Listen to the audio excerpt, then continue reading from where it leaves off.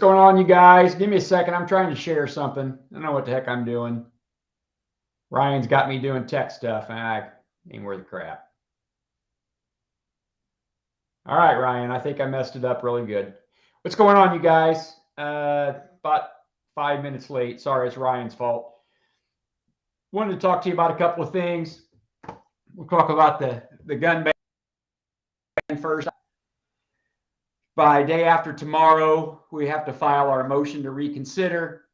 As you guys are aware, that after the Illinois Supreme Court issued the ruling in the Calkins case on the 15th of August, the judge in Effingham County, without having a hearing on anything, just dismissed our case in totality. What was interesting about that is that the governor's office or the attorney general or any of them hadn't asked the court to dismiss the whole case. The court just kind of did it on its own without it really being in front of the court. So, so be it. It is what it is.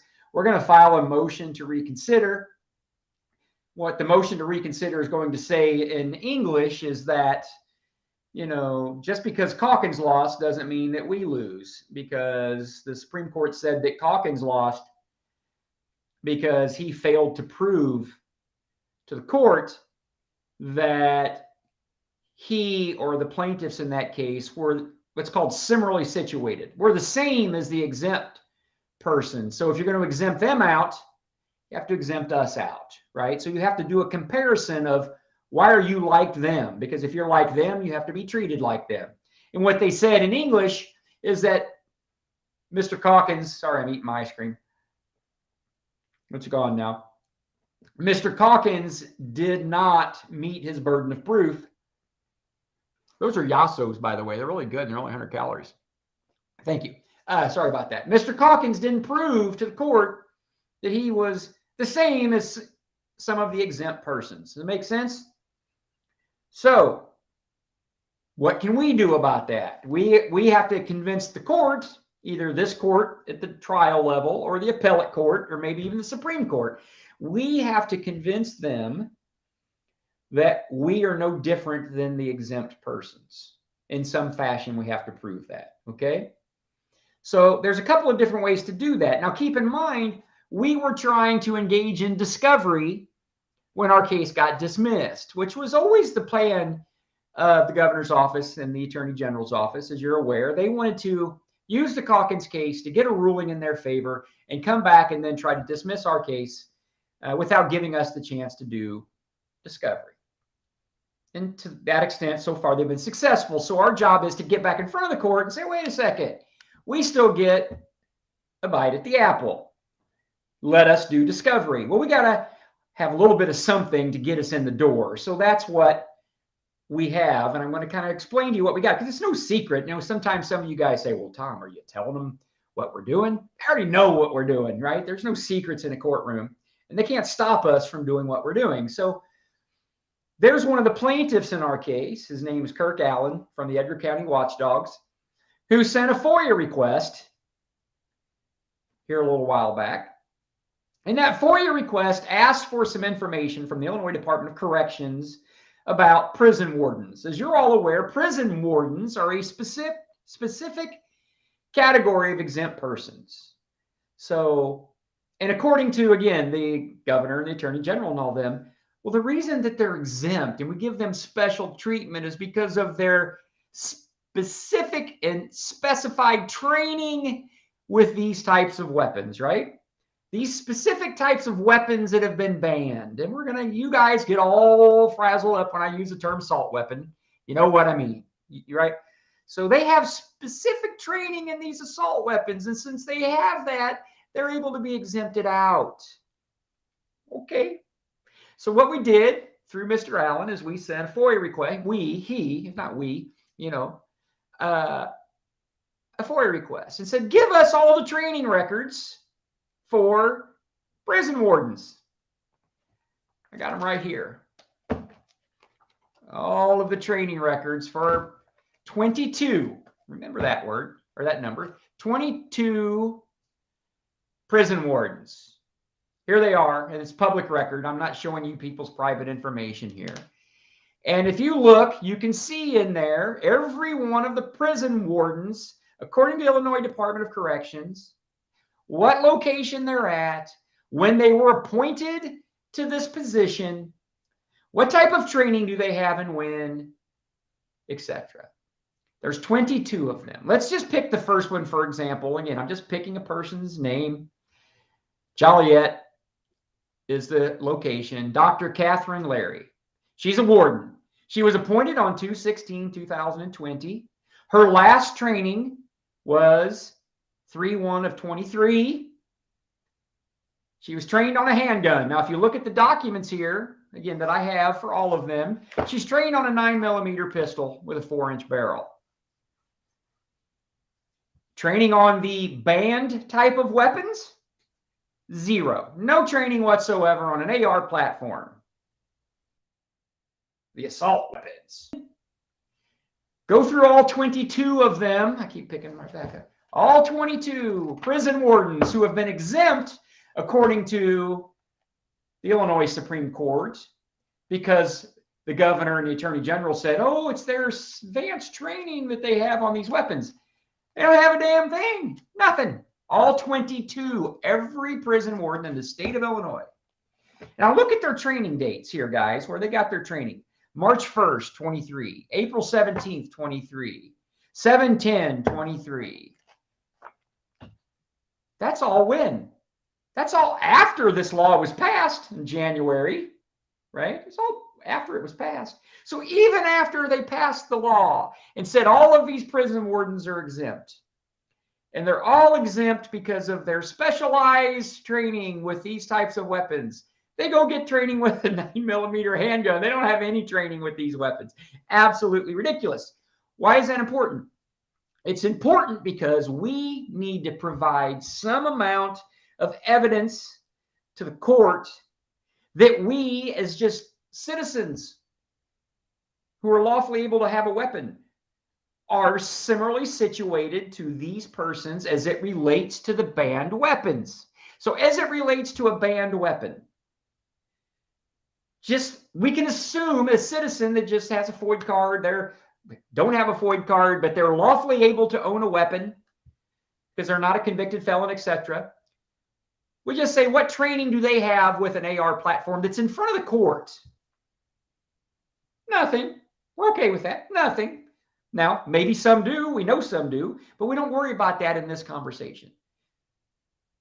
What do prison wardens have for training on the banned weapons? Nothing. So are exactly every one of the people in this state, every citizen in this state that's otherwise lawfully able to own and possess a weapon is exactly similarly situated to these 22 prison wardens because they don't have any training whatsoever. And it's documented right here, right? That's how we got to try to get back in front of the court. Okay, that's how we got to get back in front of the court and go, wait a second. Calkins lost because he failed to show that they were similarly situated to any of the exempt categories that the governor says has specialized training in all of the banned weapons. They had nothing to prove that. We've got at least enough documentation to say that's BS. They don't have the training, right? This whole group, there's 7 categories. Prison wardens were one of 7. You get into the other categories, again, if we can get in and do more work, we're going to find the same thing. Most law enforcement,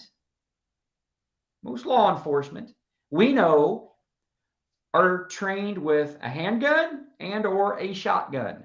Most of them are not trained in AR platforms. Because why? They don't use them.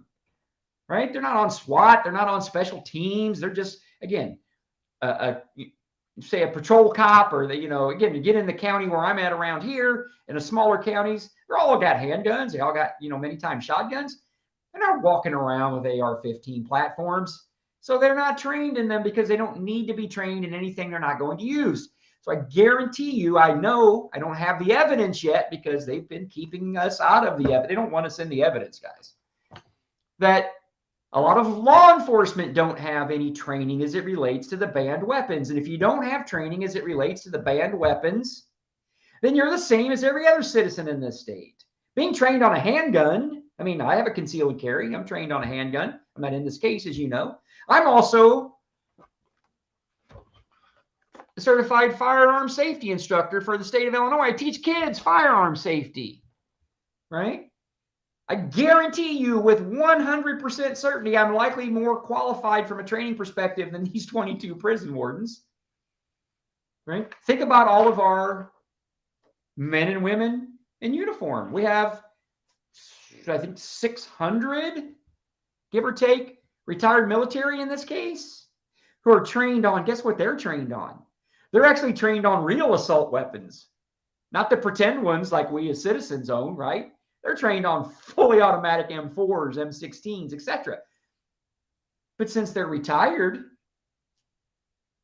they're not trained adequately as compared to 22 prison wardens. Now, if you read these documents, Benjamin, you're right. I know there's a lot of patrol officers that are, but they don't have to be. There's a lot that aren't, right? If you read through these 22 reports of these, the training that they have, you can tell if you know a lot about firearms. And again, I've been shooting them for 50 years. That many of these prison wardens, they're not very, astute with weapons. They do a lot of what's called slapping the trigger. You guys know what slapping the trigger is. That means you haven't had a weapon in your hand very much, right? A lot of them are, doing other things, and you can tell they just don't have a lot of experience with firearms. And I'm being disrespectful to them other than to say, you're not trained on AR platforms at all, and you're probably not well trained with weapons in general. But yet you made the exempt status because of your specialized training. It's complete a bunch of crap, you guys. And so I have this documentation to let them, to go back, and we're going to file it tomorrow, a motion to reconsider to the trial court saying, Judge, with all due respect, sir, you made a mistake. You should have dismissed our case because we have the ability to prove or attempt to prove that we're, all of us or many of us, when I say us, not me, I'm not in the case, are similarly situated to some of these exempt categories. The prison wardens are the best ones, right? It's the best category. All 22 of them got no freaking training whatsoever. And not only they don't have any, they didn't have any before this law passed, and after the law passed, they don't have any, right? In my professional opinion, absolutely unconstitutional from a state court equal protection perspective, because we're similarly situated as citizens to these 22 people, right? To them, what's training with a 4-inch Glock 9mm have to do with having the ability to go buy all the AR 50 caliber you want? I mean, it doesn't even make any sense, you guys. Does that make sense? So that's what we're working on with the assault weapons ban. Again, it has to be filed day after tomorrow. I'm going to file it tomorrow. We've been working on, the reason we hadn't filed it yet is we have this. Okay? We have this. Ryan's going to send an email out to you guys because I think, was it Kristen threw it up there? I'm going to throw it in for now, Kristen, because I think at some point it become relevant, but you're going to get an email if you're in this case. You're going to get an email real soon to answer a question if you're a concealed carry holder and when you got your training on conceal and carry. Okay. I don't have to have everybody in our case to answer that question by then, but I just want to give the judge a little bit of flavor. I mean, to me, the issue with no training on, because keep in mind, Kristen, the training that the court's talking about is specialized training with these particular types of weapons, right? With these, because if you actually read what the governor wrote in our case, they actually told the court, the lawyer did, and again, I'm not going to disrespect my colleague, he's in there telling him what the governor and the attorney general and they told him. He actually went into the courtroom in Effingham and said the reason that these folks are exempt is because they have specialized training in the banned weapons. Okay? I think it's on page 16. Where did it go? Find it here. Yep. There it is. They have specialized training in the banned weapons. That's why they're exempt. Well, these 22 people don't have any of that. So again, that was a complete misstatement to the court. That's it with the gun stuff, guys. It should make sense.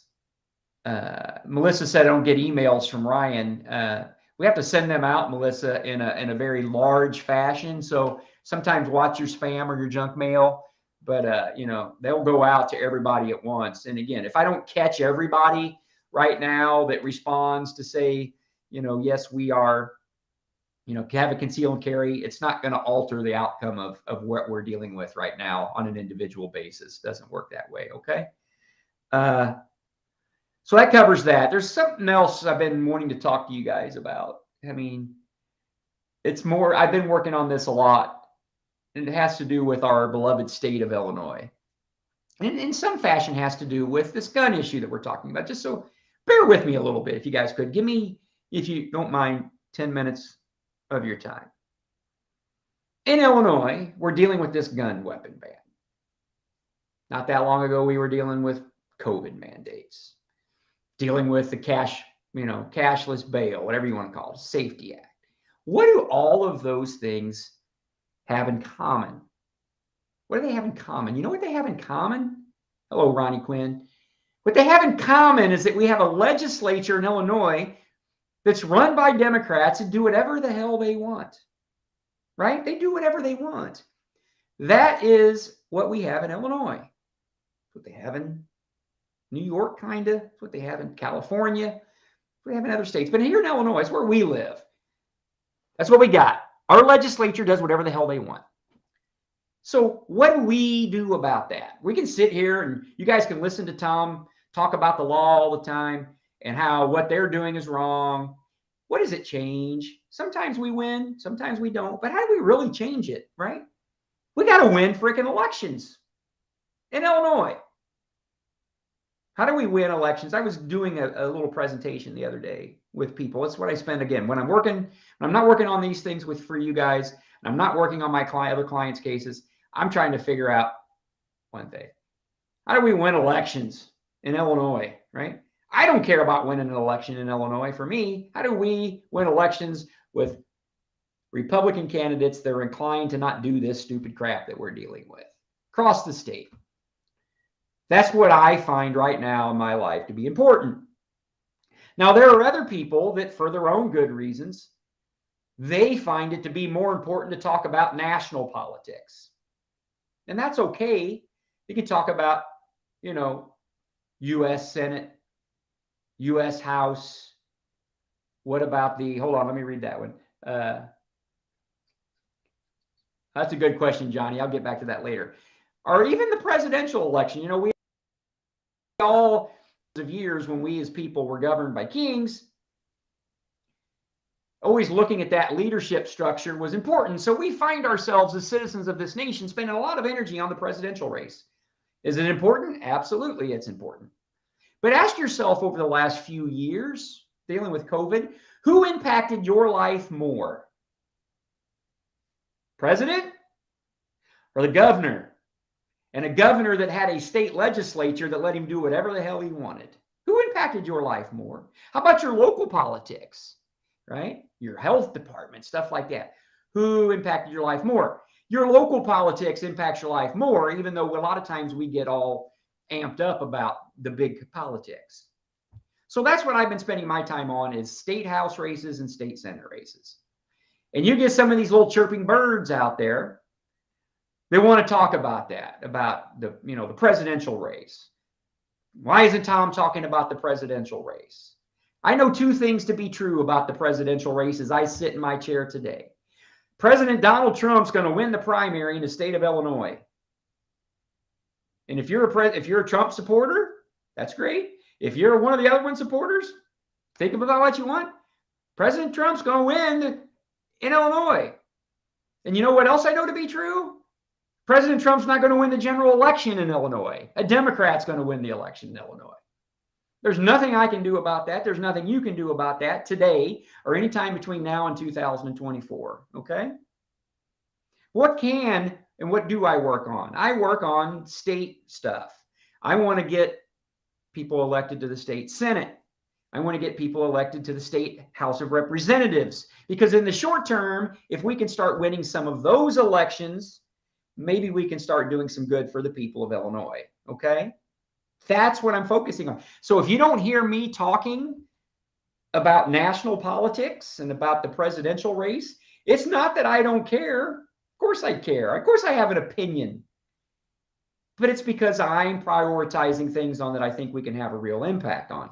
If you see me, and you have seen me at the debate in Milwaukee, go there with people, because, you know, I was born, I'm a grassroots person, and I will die a grassroots person. But don't think for a second that we, as the grassroots people, which is the most important part of our political system, we don't have to find a way to, in some fashion, work with those that aren't. Because if we don't, and we just keep fighting with each other, you know who wins? Pritzker. He wins, right? And I catch a lot of hell because I spend time with my friend Richard Porter. Because Richard is a rhino, according to people. And it pisses me off. Because you know what? Guess what? Richard and I don't agree on many things. But you know what we do agree on? That we don't like Pritzker being the governor. Now, his idea who should be governor, mine might not always be the same, but that's okay. Remember what President Reagan said, if we can agree 80% of the time with our Republican colleagues, then that's probably a good thing. So I get tired of hearing that, right? And I'm sick and tired of hearing it from these little carnival barkers that don't care anything about winning elections. All they care about is being divisive, and they think they're grassroots. I'm sorry, guys. If you drive an Audi and you live in a fancy neighborhood in the suburbs of Chicago, you ain't grassroots. You can pretend to be all you want, but you ain't. Grassroots people are the people that know what it's like to go from paycheck to paycheck. They've stood in the free cheese line sometimes in their life, which I have. And they're willing to go out and walk the streets and do what it takes, and their families have to allow them to do that when they're otherwise maybe not working, earning money that they need for their families. That's what grassroots is all about. There's nothing in it for the grassroots people but to pursue what they believe. So don't sit in your Audi in your fancy house in a $500,000 or $1 million subdivision and tell Tom DeVore you're grassroots. I don't want to hear that crap, right? And so when you see me going across the state or the nation talking to everyone, I sit down and talk to Don Tracy, who's the chairman of the Illinois GOP. You're damn right I will, if I think that helps Illinois win elections. I'm not so sure it will, but I'll give it a shot. I'm not going to sit in my office on social media pounding on people unnecessarily because it might get somebody clicks or make somebody feel good. Okay? So that's what I'm working on. That's what I'm trying to do. Okay? And if people don't like that, then I'm sorry, you don't like that. I told somebody the other day, show me how we as grassroots Republicans can win elections in Illinois.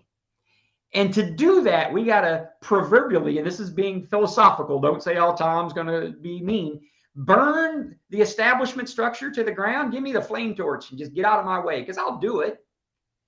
But guess what, guys? It's not going to work that way. It's not going to work that way.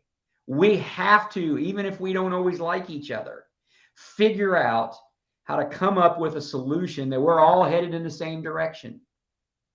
I don't necessarily know all the answers. I don't know a lot of the answers. I've always told you guys, people know the answers, but we've got to do it. We got to figure out how to register new voters that haven't voted before. We got to figure out how to do early and mail-in ballots to make sure that our like-minded citizens actually go and vote. We got to get all those things done. We can't do it by ourselves as a grassroots. Establishment can't do it by themselves, right? Neither one can. So is there some way that we can try to figure that out? God, I hope so. Or the Democrats are going to control this state forever, which is what I don't want. So there's races in the North right now, Senate and House races, that we might be able to win as Republicans, guys. You know what I'm saying? Somebody said no mail-in ballots. Ed, if you don't want to do mail-in ballots, then you just better move, brother, because you're not going to win a race in Illinois if you don't do it. If you don't like it, then take control of the House and the Senate and do away with the law. But until that happens, my friend, you're stuck with it, okay? So that's, again, what we're working. If you got ideas of how we can do these things, by all means, send me a message or call me and tell me how much time you have to commit to whatever you believe to be helpful. How much time you got? I don't want to just always talk about conceptual ideas, because we all do enough of that. What do you want to do? How much time you got? How many streets can you go walk?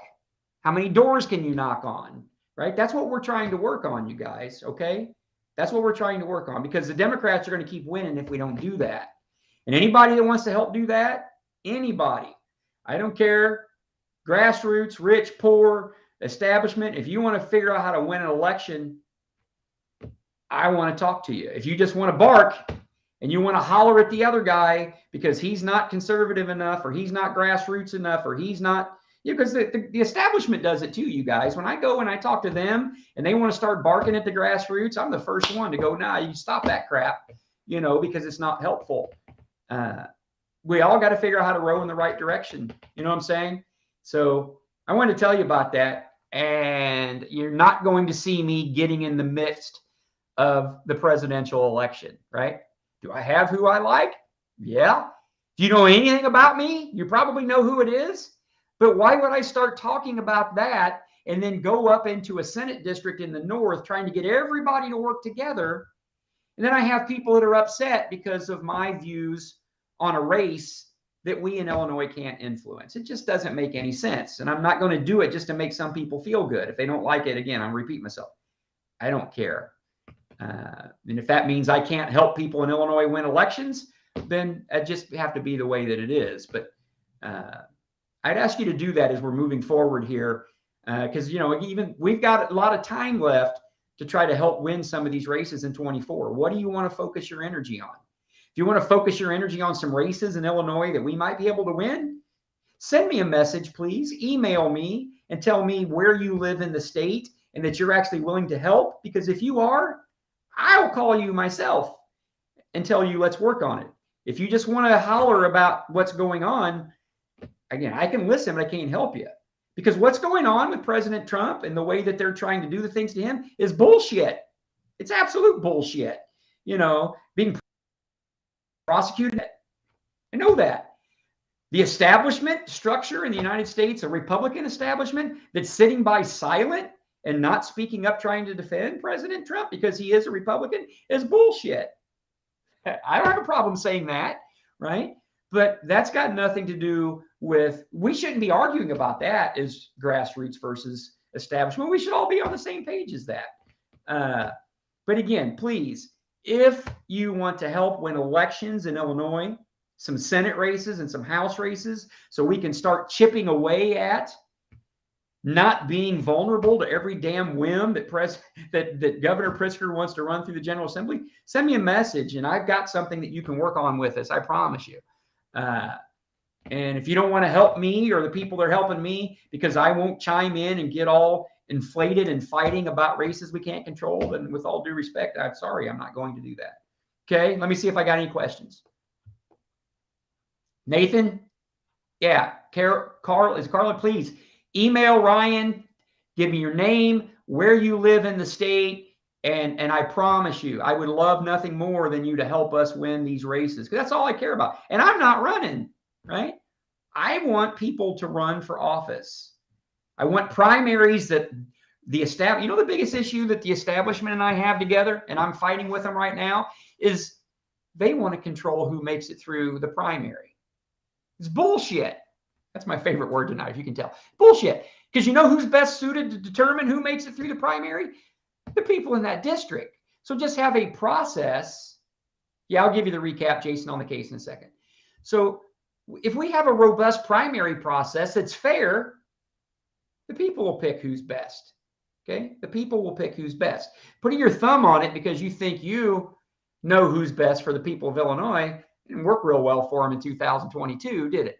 And I don't think we should. So it has to be a fair primary process to let the best people win. But then once we get through a primary, how we win the elections, the general elections, we're fighting with the Democrats then. And that's what I'm really focused on. It's a math game, right? Because again, how do we win that election? We get more votes than they do. So let me go on here.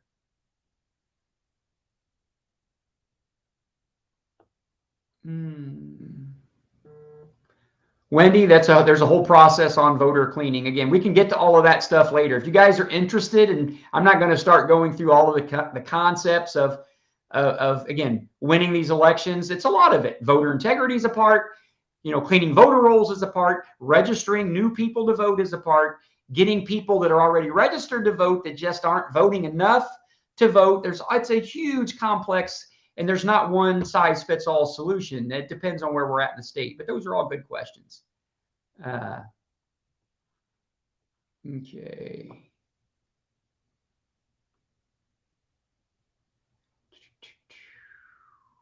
Let's see. All right. So that's a good question, Jerry. Man, I love good questions. If the court grants the motion to reconsider, will the TRO be reinstated? I'm going to ask for that, Jerry. You're damn right. That's an excellent. Man, I like smart people. That's right. I'm going to ask them to reinstate the case and to reinstate the TRO, Jerry. Absolutely. Will I get both of them? All of it? I don't know, but I'm going to ask, sir. Damn good question.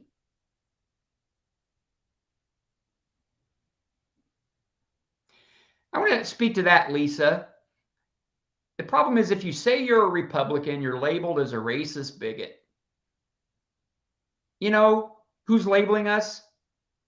Democrats. And that's a problem, I agree. But you know what bothers me more? What bothers me more?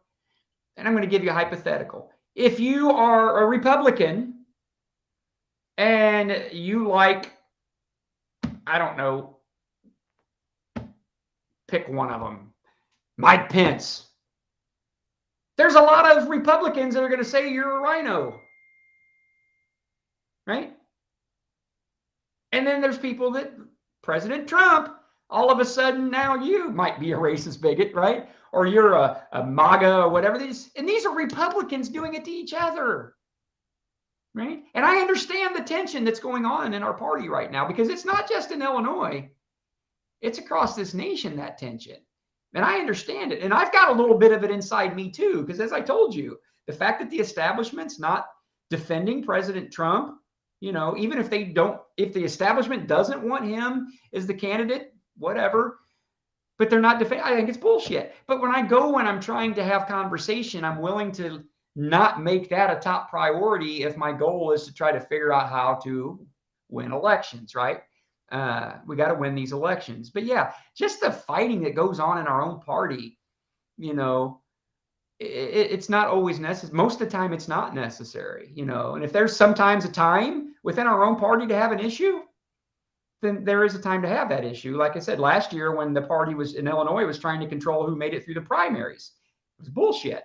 And we had an issue with that. But just fighting because, you like this particular candidate for governor or a president and you like this one, or moreover, getting upset with people because they won't proclaim who their presidential favorite is. I mean, that's the crap that I have to deal with sometimes. Tom, you won't publicly proclaim which one of the presidential candidates is your favorite. And I go, why should I do that if it's counterproductive to what I really care about, which is helping people of Illinois win elections so they're not under the rule of thumb of the Democrats? That's what's most important to me. And if I hope the people that know that say, we can respect the fact that you find that to be most important, and you're not going to jump into the middle of this battle between the Republicans of who's more conservative. It's like, I know we're all more conservative than J.B. Pritzker. That's all that should matter, guys. Let me see here. Okay, so I'm going to let it go with that. So get back to the gun case.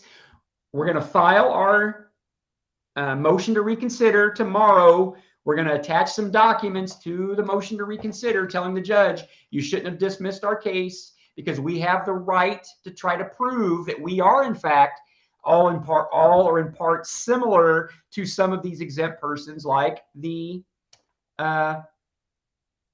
prison wardens. Prison wardens don't have any training as it comes to these banned weapons. And since they don't have any training on banned weapons, if a citizen's a law-abiding citizen otherwise able to own a weapon, they're the same. And so you can't do that. We're going to make a couple of things like that. We're going to ask Judge Jarman to reinstate our case, to reinstate the TRO, let us continue with our discovery. And if he denies our request, guys, then our next step is to go to the appellate court and say, hey, Judge Jarman made a mistake. Okay? That's what we're going to do. Once we get that filed, you'll all get it.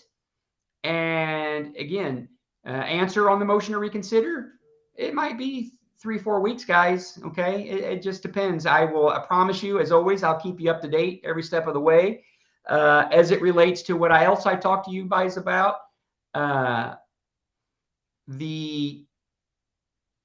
send us an email if you're willing to help win elections in Illinois, right? If you want to help me and help some other people in this state, focus on 4, 5, 6, 8 state house races. I'd love to have you guys help, because we need you, because without the grassroots people helping, we're not going to win these races, right? The establishment, they can't win these races without us. Can we do it without them? I'd rather not. I'd rather have a little help from them, but we can probably get it done on our own if we need to. I've got some ideas that I'm working on, and please forgive me for the fact that I'm not going to start wading in and creating fights on the national politics right now, because I just don't think it's healthy. And again, President Trump's going to win the primary in Illinois, in my humble opinion, and President Biden's probably going to win the general election. And let's work on how we can change our state to where when we get to a presidential election still in my lifetime, maybe it'll be a Republican winning the state of Illinois. That's what really matters the most to me. Take care, guys. I'll talk to you later. I love you. Take care.